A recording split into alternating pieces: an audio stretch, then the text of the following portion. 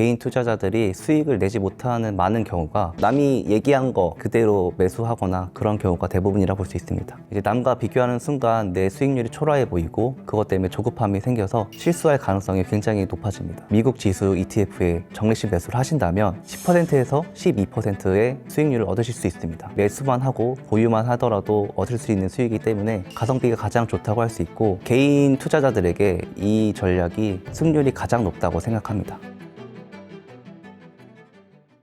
안녕하세요, 머니인사이드 구독자 여러분. 저는 최호균 작가라고 합니다. 저는 펀드 이지라는 필명으로 블로그를 하고 있고요. 이 영상을 보시는 많은 분들과 비슷하게 일반 직장인으로 생활을 하고 있습니다.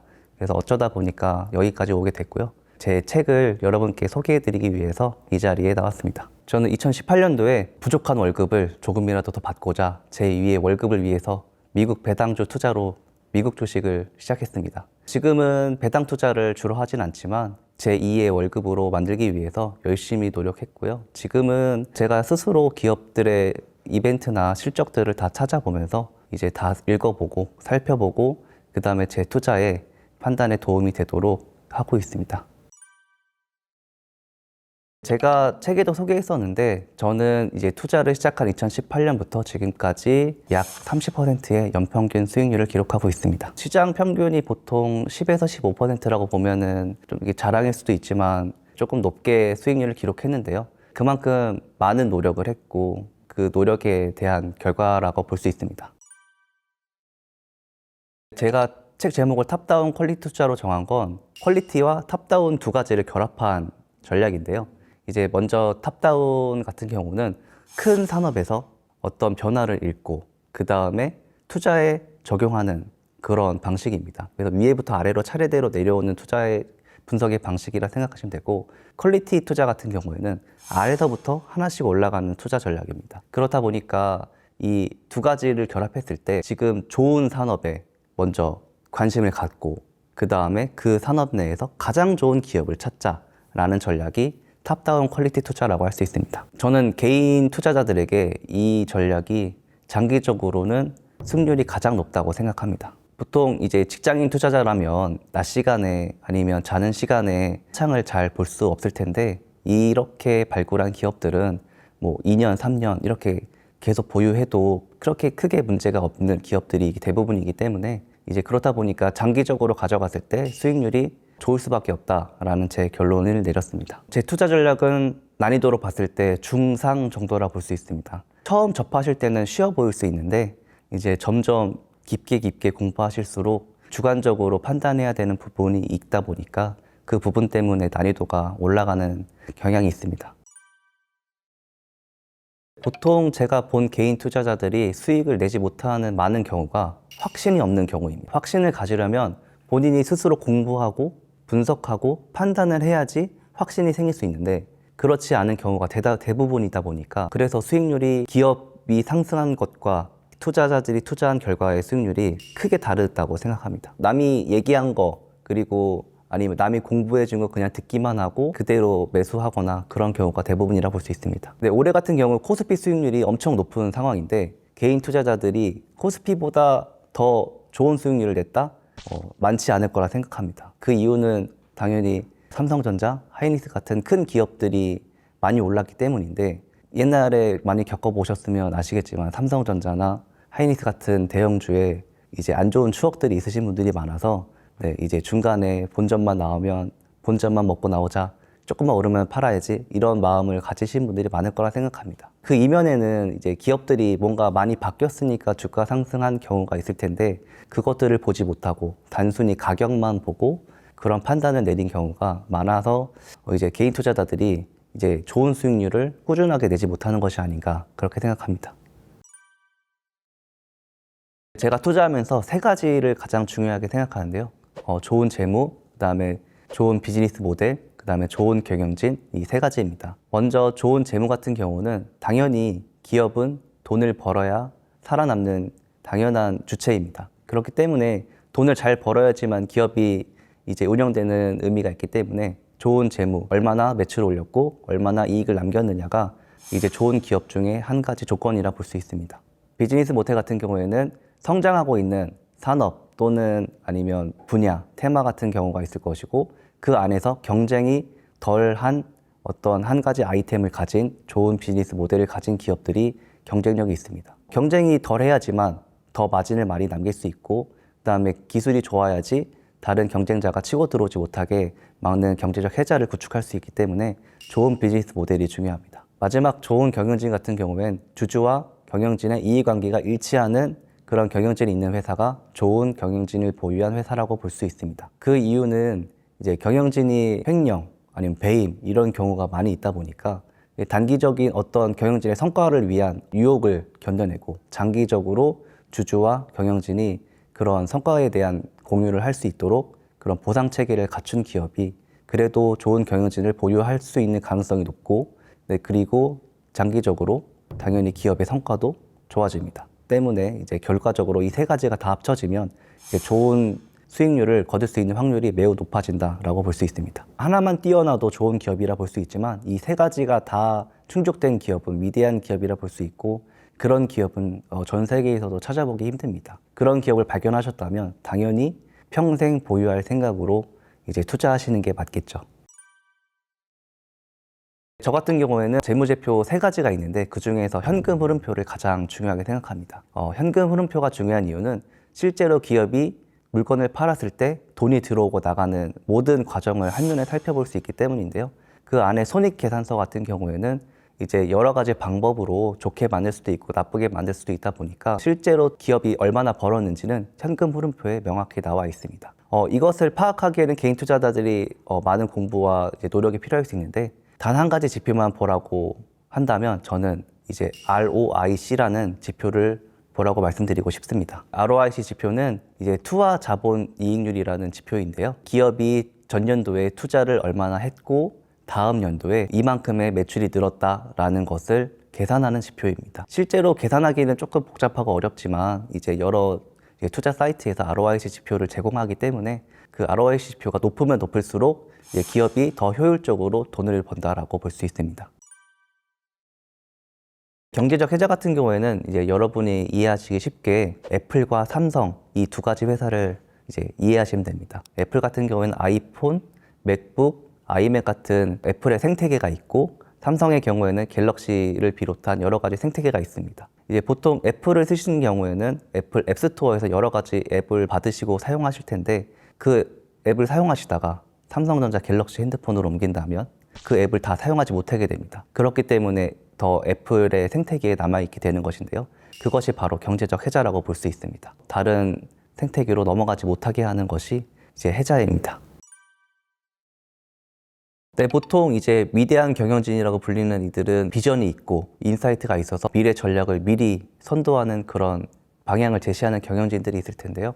이제 그런 경영진들은 굉장히 소수고 이제 누구나 알 수 있는 경영진들입니다. 우리가 이제 수많은 기업들을 분석하면서 어떤 경영진이 좋은 경영진인가를 판단할 때는 가장 좋은 방법은 경영진의 성과 보상 체계가 어떻게 설계되어 있느냐가 가장 중요하다고 볼 수 있습니다. 보통 EPS 아니면 매출 성장률 이런 간단한 지표에 연동되어 있는 회사들이 있는데 그런 회사들은 단기간에 반짝 좋을 수 있는 그런 어떤 한 가지 지표를만 가지고 경영진의 성과 보상을 제공하기 때문에 그런 기업은 경영진이 그냥 단순히 장기적인 비전이 아니라 단기적인 시각으로 회사를 이끌게 될 가능성이 있습니다. 하지만 3년, 5년 장기적으로 효율성 있는 지표를 제시함으로써 그 지표의 달성함에 따라서 이제 경영진에게 스톡 옵션을 부여하는 경우 경영진은 장기적으로 어떤 지표를 달성하기 위해서 긴 시계열로 꾸준히 투자하고 꾸준히 경영할 수밖에 없기 때문에 그런 기업이 좋은 경영진을 보유할 가능성이 높다고 볼 수 있습니다. 누구나 아는 워렌 버핏의 버크셔 해서웨이를 예로 들 수 있는데요.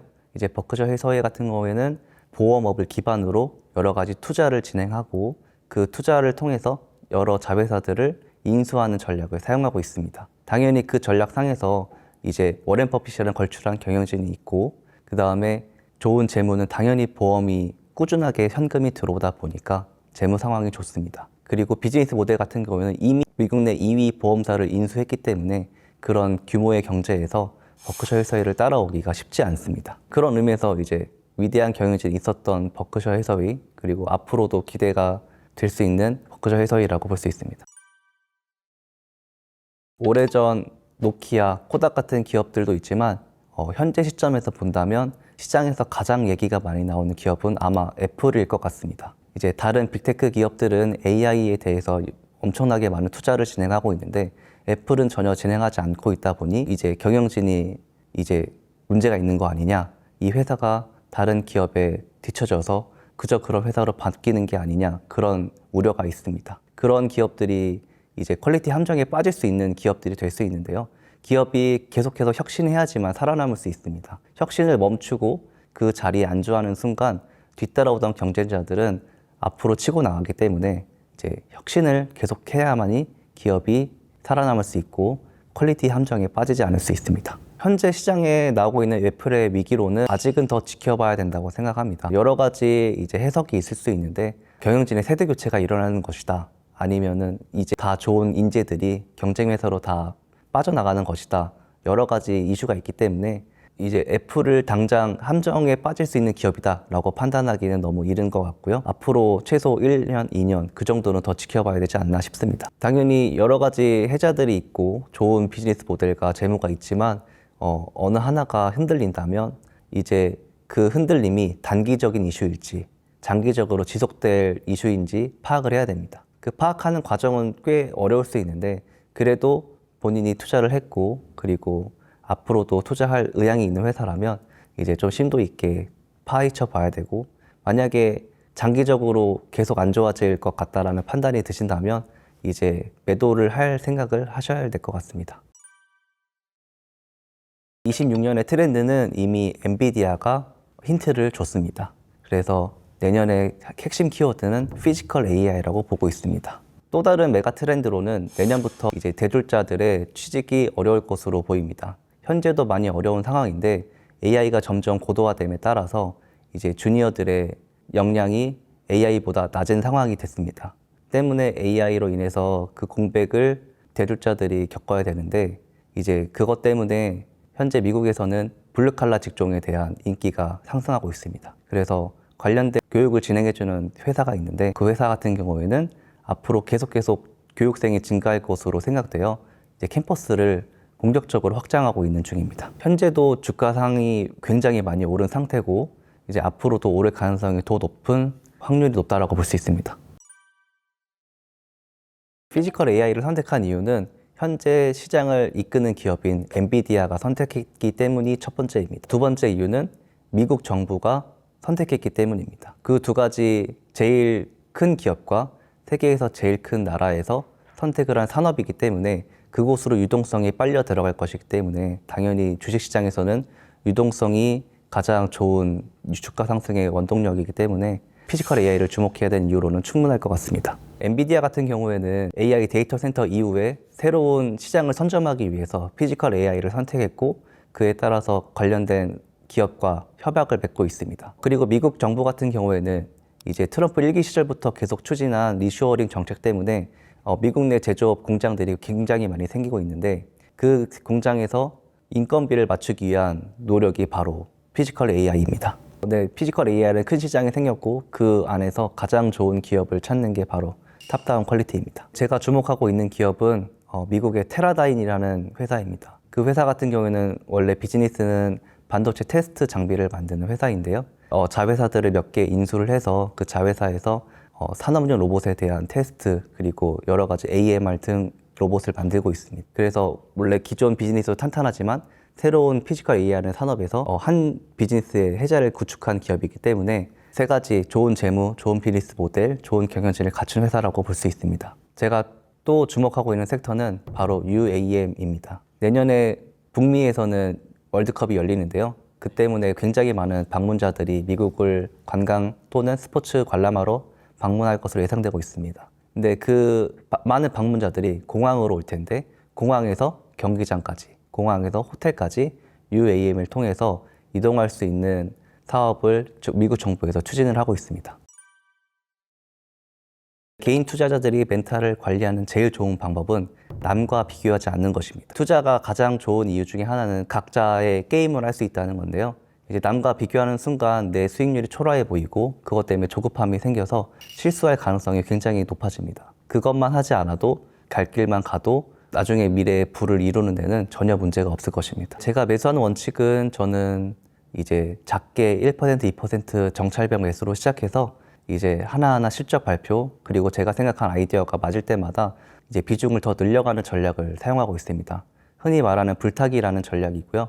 그리고 제가 매도를 할 때는 제 아이디어가 틀렸다고 판단이 확신이 되면 지체 없이 바로 매도를 합니다. 제가 입절을 하는 경우에는 더 좋은 기업들을 발견을 했거나 그 아이디어가 이제 끝났다고 생각될 때 매도를 하고 있습니다. 직장인 투자자라면 가장 문제가 공부할 시간이 없다라는 문제가 현실적으로 다가옵니다. 저 역시 마찬가지였는데 이제 저 같은 경우에는 공부할 시간을 확보하기 위해서 아침에 일찍 일어나고 밤에 조금 더 늦게 자는 것을 선택을 했습니다.